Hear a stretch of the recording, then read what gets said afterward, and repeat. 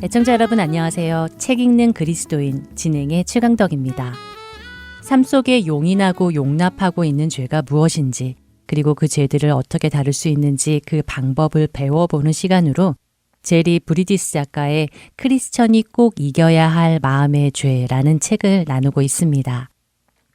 제리는 죄에 대해 나누지만 누구나 다 알고 있는 죄 혹은 누구나 다 인정하는 죄를 다루기보다 우리가 별로 크게 생각하지 않는 것들을 다루고 있지요. 쉽게 말해 여러분, 사람을 죽이는 것은 죄입니다. 살인은 절대 하지 마세요 라고 하지 않습니다. 왜냐하면 사람을 죽이는 것은 누구나 죄라는 것을 알기 때문이지요. 제리가 말하는 죄들은 어쩌면 대부분의 사람들이 죄라고조차 인정하지 않는 경우가 많습니다. 그러나 그 죄에 같지도 않은 그 작은 일이 결국에는 사람을 죽일 수도 있는 죄로 자라나가게 한다면 그것은 결코 가볍게 다룰 일이 아닐 것입니다. 이렇게 우리가 별로 죄라고 여기지 않을 만한 것 중에 하나가 바로 자제력입니다. 사실 제리의 책에는 한국어로 자제력이라고 나와 있지만 성경에는 자제력이 아니라 절제라는 표현을 씁니다. 여러분은 절제를 못하는 것을 죄라고 생각하시나요? 예를 들어 그만 먹어야 하는 것을 알면서도 절제를 못하거나 TV를 그만 보고 잠을 자야 하는 것을 알면서도 끄지 못하고 계속 보는 것이나 분명 일어나야 하는 것을 알면서도 귀찮아 하며 일어나지 않는 것, 이런 것들을 죄라고 생각하십니까? 아마도 우리 대부분은 그런 것이 괜찮은 것은 아니지만 그렇다고 죄라고 할 것까지는 없을 것 같은데 라는 생각을 하지 않을까요? 조금 더 먹었다고, TV를 조금 더 보았다고, 잠을 조금 더 잤다고 그걸 죄라고 하면 세상에서 죄가 아닌 게 어디 있겠어 라는 반발심이 일어날지도 모릅니다. 그런데요, 디모데후서 3장의 말세의 특징을 말씀하실 때 3절에 보면 절제하지 못하는 것이 말세, 곧 멸망이 가까울 때 사람들에게 나타나는 모습이라고 말씀하십니다. 제리는 그의 책에서 자제력이 없는 사람을 이야기하며 자기의 마음을 제어하지 아니하는 자는 성읍이 무너지고 성벽이 없는 것과 같으니라 라는 잠언 25장 28절의 말씀을 인용합니다.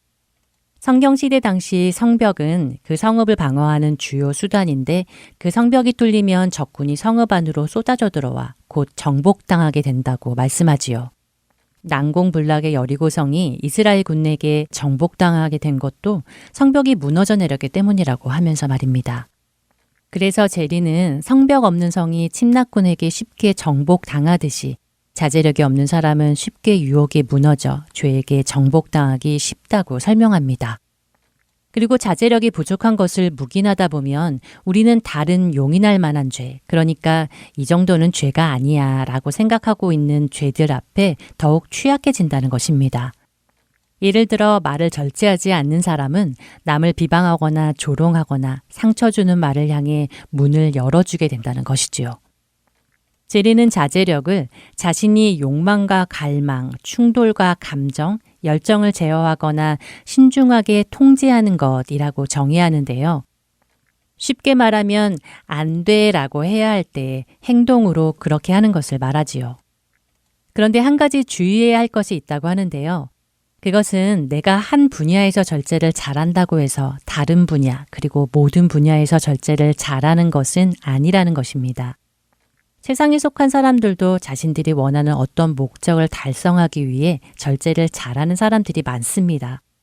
예를 들어 몸무게에 신경을 쓰는 사람이나 운동에 열심인 사람들을 보면 저녁 식사를 절제하고 맛있는 것도 절제하고 자신이 정해놓은 양보다 더 적게 먹고 정해놓은 시간에 일어나 힘들어도 운동하고 하는 절제력이 뛰어나다는 것이지요. 하지만 그렇다고 해서 그 사람이 말도 절제하고 다른 행동도 절제하고 생각도 절제하는 것은 아니라는 것입니다. 제리는 크리스천의 절제는 삶의 모든 영역에서 나타나야 한다고 말합니다. 우리 영혼을 대적하여 싸우는 육체의 정욕과 쉼없이 싸워야 한다고 하지요. 그러면 우리는 어떻게 이런 자제력, 곧 절제력을 키울 수 있을까요? 운동을 좋아하는 사람이 자신의 목적을 위해 절제하는 것을 보면 우리도 할 수 있지 않을까요? 거룩한 삶을 꼭 이루어내고자 하는 목적을 가진다면 우리도 거룩하지 못한 것들을 절제하며 거룩함으로 나아갈 수 있지 않을까요? 그렇게 된다면 얼마나 좋을까요? 하지만 우리는 현실이 그렇게 쉽지 않음을 압니다. 사실 우리가 스스로 절제할 수 있다면 무엇하러 그리스도께서 오셔서 십자가에서 죽으셨겠습니까? 우리가 스스로 절제할 수 있다면 무엇하러 그리스도의 영이신 성령님을 우리에게 보내셔서 우리 안에 살게 하시겠습니까? 그것은 우리는 스스로 절제할 수 없기 때문입니다. 제리는 절제력은 성령의 영향력과 우리에게 힘주시는 그 능력을 의존할 때 생긴다고 설명합니다. 우리가 절제력을 발휘하려면 우리의 생각이 쉼없이 하나님의 말씀을 접해야 하고 절제하고자 하는 욕망과 능력을 주시도록 성령님의 충만하심을 구하는 기도를 계속해야 한다고 하지요. 성경적 절제는 자기 의지력을 통해 혼자의 힘으로 하는 것이 아니라 성령의 능력을 힘입어 통제하는 것이기 때문입니다. 답은 쉽습니다. 나를 의지하지 않고 성령님을 의지하면 된다는 것이니까요. 그런데 정말 중요한 것은 내가 그렇게 하고 싶냐는 것입니다. 내가 하나님께서 원하는 그런 거룩한 자, 흠도 없고 점도 없는 자가 되고 싶냐는 것이지요. 베드로후서 3장 14절은 우리에게 주 앞에서 점도 없고 흠도 없이 평강 가운데서 나타나기를 힘쓰라 라고 하시지요. 만일 우리가 죄로 더러워졌던 나를 예수 그리스도께서 보혈의 피로 흠도 없고 점도 없이 깨끗이 씻어주신 것을 안다면 우리는 이 말씀을 품고 점도 없고 흠도 없는 그 상태를 유지하기 위해 절제하며 살아갈 것입니다. 여러분은 어떠신가요? 그만두어야 할 때에도 자제력을 잃고 계속해서 난처한 적은 없으셨나요? 절제하지 못해 후회해 본 적은 없으신지요?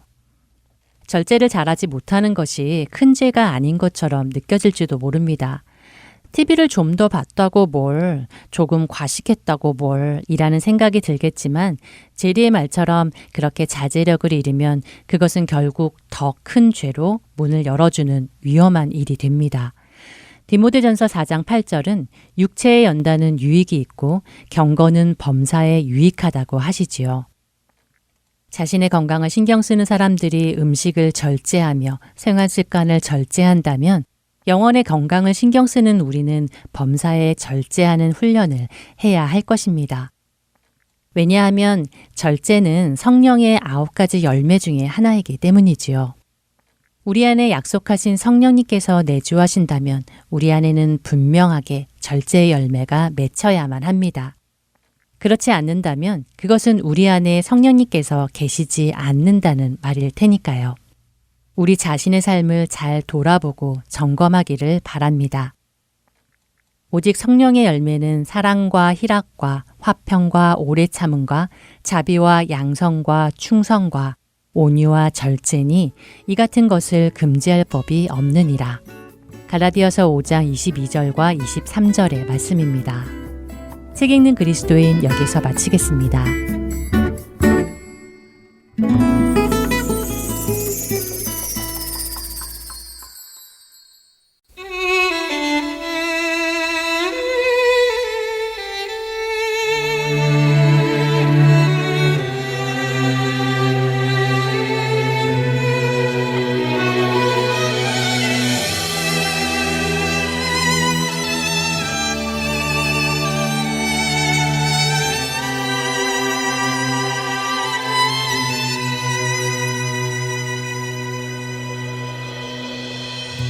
성령 하나님 나를 만지소서.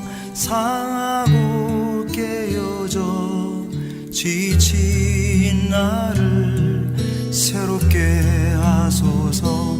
성령의 바람 지들은 내 영 살리소서.